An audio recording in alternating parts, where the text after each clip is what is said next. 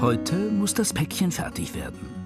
Diana Hesse und ihre Familie machen jedes Jahr bei der Aktion der Weihnachtstrucker mit. Der Inhalt steht auf einer Packliste im Internet. Lebensmittel und Hygieneartikel. Die 31-jährige Kinderpflegerin will damit ganz konkret in der Weihnachtszeit helfen. Lieber packe ich ein Päckchen, bevor ich irgendwie motzmäßig Geld irgendwo hergebe, weil ich weiß, ich packe was und weiß, es kommt da an, wo es gebraucht wird.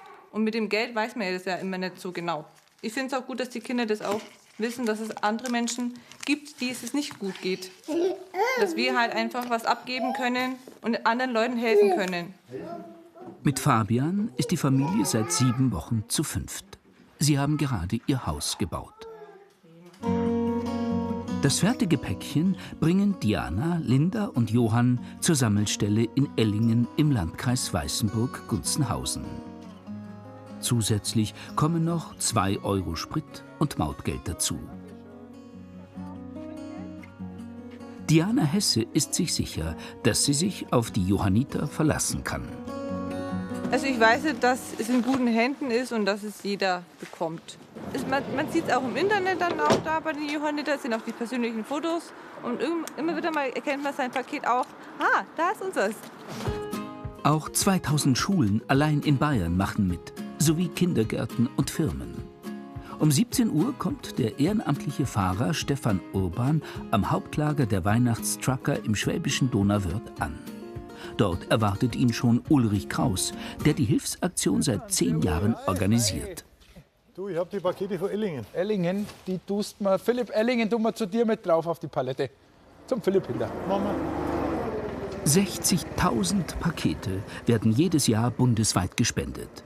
Ab jetzt geht nach monatelanger Vorarbeit für die Weihnachtstrucker die Arbeit erst richtig los. Die größte Herausforderung ist tatsächlich die Logistik. Ja, weil wir deutschlandweit Pakete sammeln.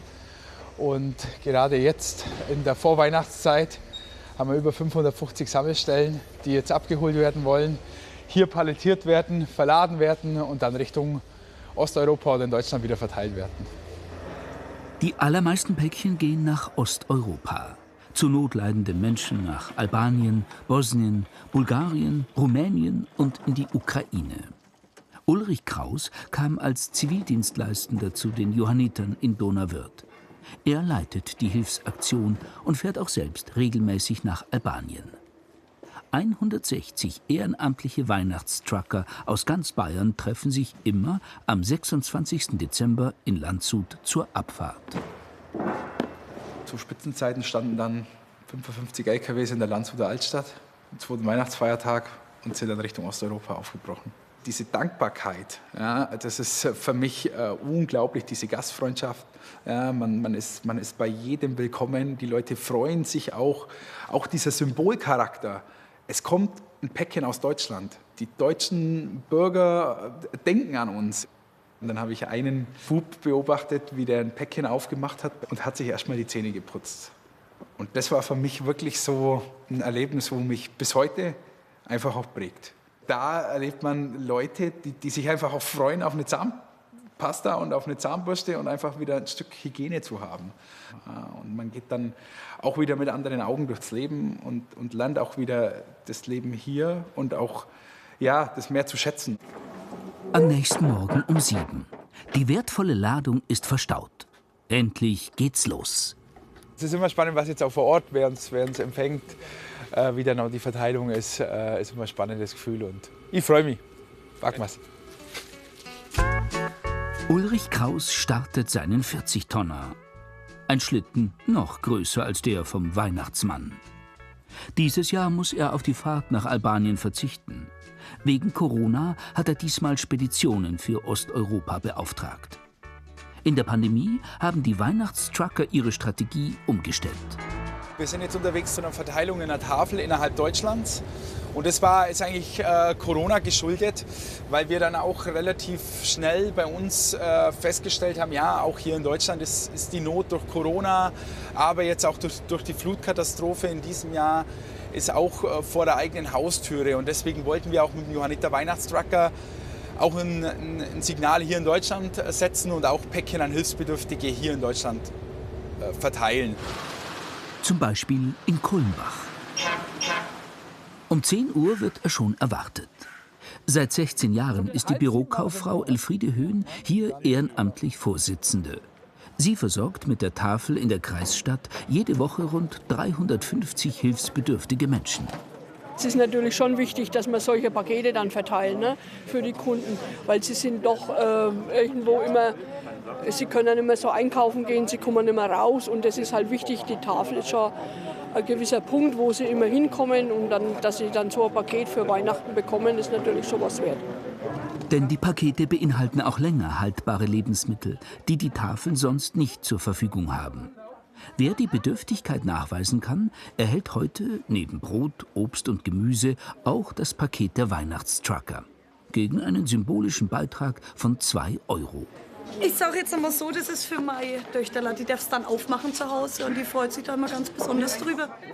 In jedem Paket steckt auch ein kleines Geschenk, wie Stifte oder Malbücher. Und die Tafel spendiert sogar noch einen Weihnachtsbaum. Super, das ist voll lieb und voll schön, dass es möglich ist überhaupt, ne, in Deutschland. Sind wir froh drüber.